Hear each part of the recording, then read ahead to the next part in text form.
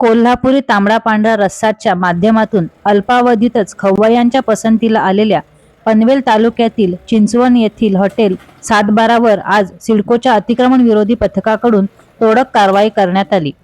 दोन बहिणींच्या जमिनीच्या वादातून सदर कारवाई करण्यात आल्याचे समजते। दरम्यान 712 हॉटेलच्या मालकांनी ज्यांच्याकडून ही जमीन भाडेतत्वावर घेतली होती त्यांनी बांधकाम करताना नैना अंतर्गत कोणतीही परवानगी न घेता बांधकाम केले होते।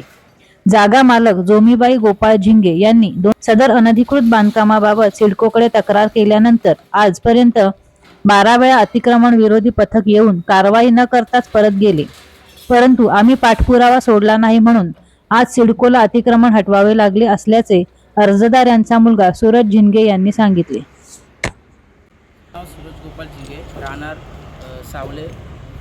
ही जी जागा आहे ही माझ्या आईची वडिलोपार्जित जागा आहे आणि ही जागा आम्ही 40 वर्षापासून आम्ही ही जागा कसत होतो आणि या जागेचा जो बांधकाम जो झालेला आहे हा अनधिकृत आहे आणि हा आमच्याच जागेमध्ये झालेला आहे आणि या जागेचा जो काय यांनी जे काय भाडेतत्वावर जे घेतलं त्यांच्याशी आमचा कोणाशी संबंध नाही।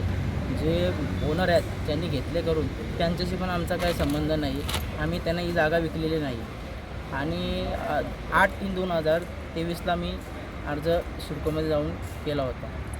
त्या अर्जाच्या पुढं त्यांनी कारवाई केली, पण आज ही मला असं वाटते 12वी कारवाई असेल ती आज सक्सेस झालेली आहे। सिडकोचे खरं तर मी आभार मानेन